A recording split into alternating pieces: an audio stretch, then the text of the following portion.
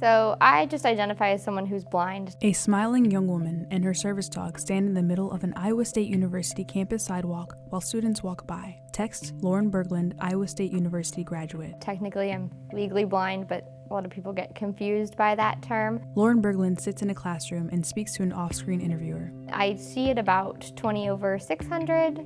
A drawing of eyes animates onto a tan background and text on screen reads normal vision, 2020. So like if a normal person sees 20/20. The eyes decrease in size and a dashed line extends to the right of the eyes and stops at a yellow circle.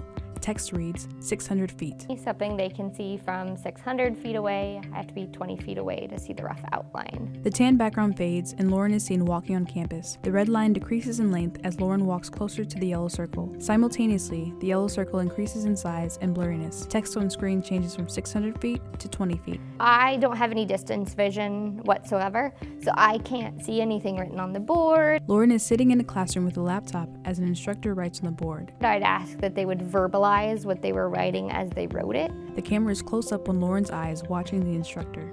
So that I could type that in myself.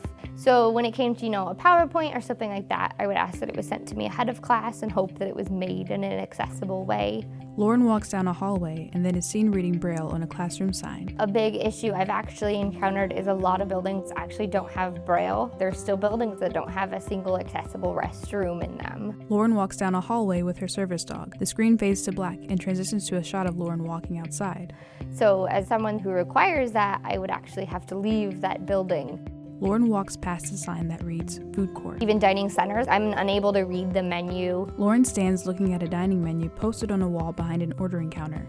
A dining center employee works behind the counter and the camera zooms in on the menu. And sometimes they're so busy you can't ask. Be like, can you read me the whole menu right now?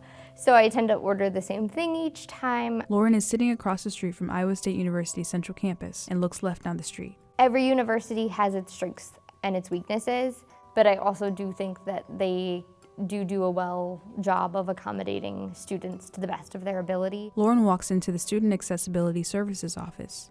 Pause. Optical timers differ in their tolerance. Lauren sits working at a laptop with an article titled Hop Production 101 open. A box appears that says JAWS Screen Reader and shows a highlighted portion of the article on Lauren's computer. I use a screen reader. Lauren fastly types on a computer and her eyes are seen looking down at the screen. For me, it becomes a fatigue issue and is very difficult for me to read long documents of text. The cumbersomeness of using a screen reader on non-accessible materials can lead to greater fatigue.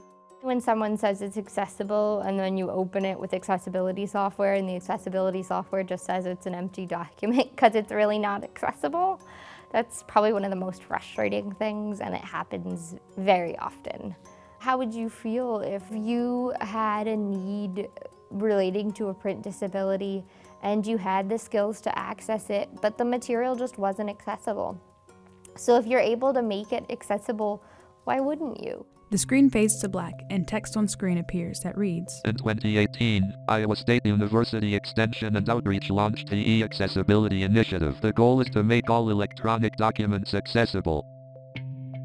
Well, when I first heard about it, I thought it was absolutely amazing, and I wish that everyone would do it, and I just think that it's so cool that you guys have gone about this, and I wish that the university Lauren is typing at a desktop computer inside the Student Accessibility office. would scream it from the rooftops that you guys are doing it, because it's just amazing that people actually care enough to go about it and are willing to put in the time and the effort and the funds to do such a thing. There are a lot of blind children in this state that are going to grow up and A red animated laptop opens up and an article titled Early Spring Blooming Perennials appears on the screen with a screen reader highlighting it. hopefully have access to these materials and have access to extension and outreach, and the fact that hopefully they can now have access to accessible materials and get to learn all these things. It means a lot, and I just wish and I hope that it catches on and that the whole university does it and it can make Lauren walks outside by a fountain. waves and just help so many people. Text reads, Iowa State University, and the words Extension and Outreach swing into place underneath, revealing the Iowa State University Extension and Outreach wordmark.